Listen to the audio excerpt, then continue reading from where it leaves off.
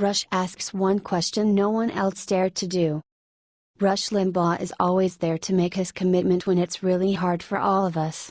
He bashed the leftists and their sick donors with his powerful words to protect the pride of his colleague Bill O'Reilly. The elites will hate what Rush just said.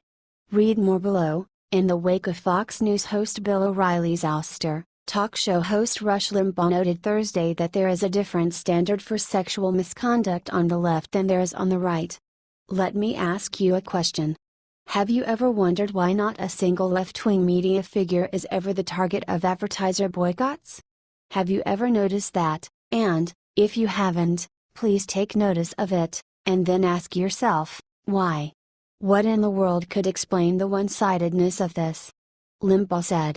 How is it that a woman who is now out there berating Bill O'Reilly as a subhuman dryball happily once dated Anthony Weiner and is currently on CNN giving commentary about this and many other things? He added. Limbaugh reminded listeners that many voices outraged over O'Reilly's conduct were less so when allegations were flying around a liberal icon. Because, you know, liberals, sponsors of O'Reilly have you noticed many of them sponsor the Clinton Foundation? Many of them. I mean, you talk about sexual abuse? Bill Clinton's wife ran the bimbo eruptions units when he was in the White House to seek and find the women who might accuse Bill Clinton of sexual abuse, and other things, and destroy them. And advertisers never leave the Clintons, and donors never leave the Clintons. Why is that? He said.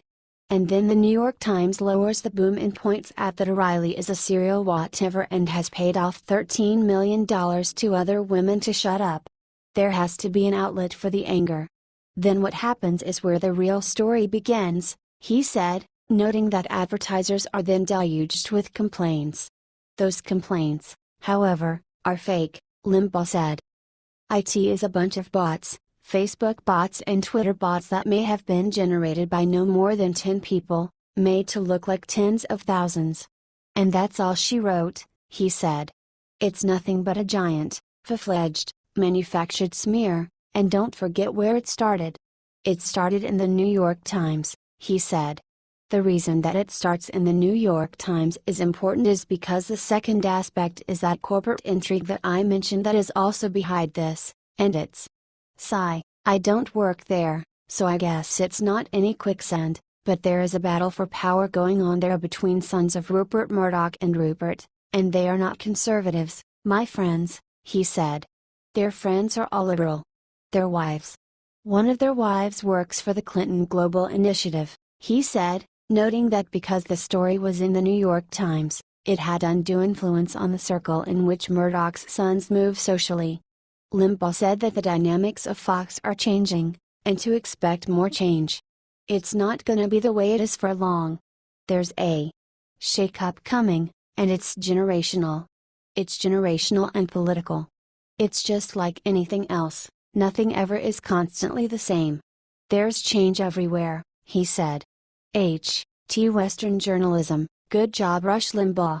This is sad, but important day for our people. Bill O'Reilly lost one battle, but not the war. He sowed the seed of truth in the hearts of many Americans. His mission will be continued and he is going to prove his honor and innocence. Don't you agree with Rush? Share your opinion.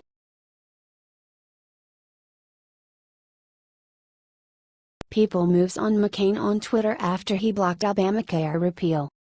The Gateway pundit has written about the Senate. McCain obstructed the last effort the GOP made to revoke Obamacare during a midnight vote. McCain delayed Donald Trump's hugest vow from his presidential campaign.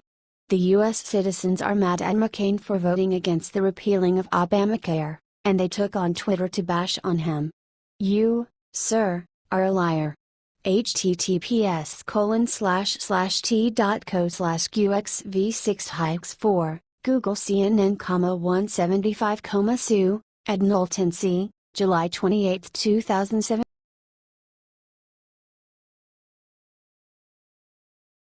Breaking tragic announcement about Ivanka Trump. Democrats wrote a letter to the FBI on Wednesday demanding that the agency investigate whether President Donald Trump's daughter Ivanka Trump disclosed her husband Jared Kushner's meetings with Russian officials on her application for security clearance.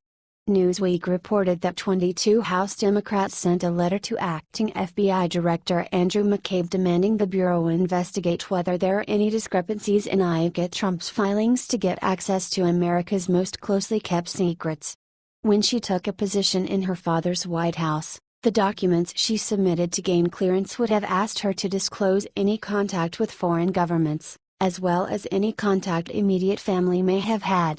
Lack of candor, particularly regarding contacts with Russian officials, has been a significant issue for the Trump administration, the Democrats wrote, adding that they fear Ivanka may have engaged in deception.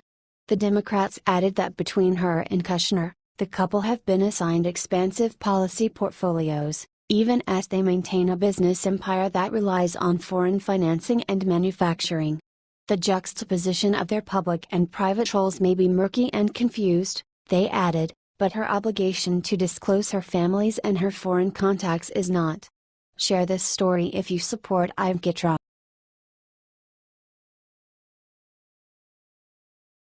He issued this chilling warning towards some Republicans in Congress that made things clearer.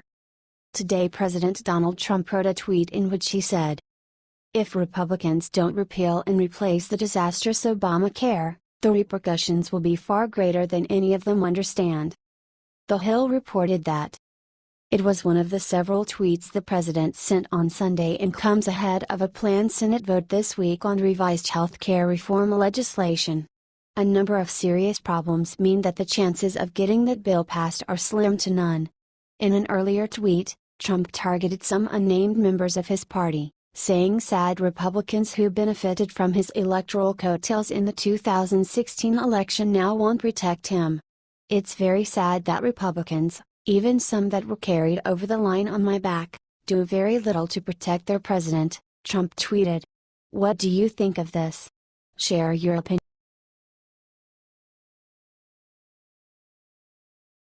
Supreme Court judge retiring, President Trump planning huge replacement. It seems that President Trump may soon have another opportunity to appoint another judge to the Supreme Court. According to sources close to Justice Anthony Kennedy, the judge thinks about withdrawing from the High Court. Kennedy, 80, says that old age has finally caught up with him and that he seriously considers about retiring. He was appointed in 1998 by President Ronald Reagan and is currently the oldest justice in the High Court after the death of conservative Judge Antonin Scalia.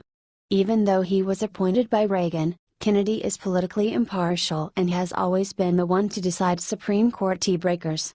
After Gorsuch's appointment, the Supreme Court is divided by 4 conservative and 4 progressive justices, with Kennedy caught in the middle, always deciding scores stalemates. Should Kennedy decides to withdraw, this will give Trump the opportunity to appoint another conservative justice, thus having 5 conservative to 4 liberal justices. Judge Kennedy is close to President Donald Trump, with the two of them both having kids who reside in New York. The Supreme Court justice has invited Ivanka Trump to the High Court to sit in a section usually reserved for family. The president's success in replacing Justice Scalia with a prudent and devoted justice may have affected Kennedy's final decision, since he has seen that Trump is capable of choosing people that will be worthy to replace the honorable Supreme Court justices. Let's just hope that Justice Ruth Bader Ginsburg, 84, will also withdraw in a couple of years. Ginsburg will be smart to do this, since she has trouble staying awake during Supreme Court hearings and it is fairly impossible for her to stay at the High Court during Trump's tenure. If both Justice Ginsburg and Justice Kennedy withdraw, Donald Trump could appoint 1/3 of the Supreme Court. If Trump eventually succeeds to appoint another right-leaning judge to the High Court, this will slope the balance of the court to 6 conservative and 3 liberal justices. What do you think about this? Share this on Facebook and Twitter along with your comment.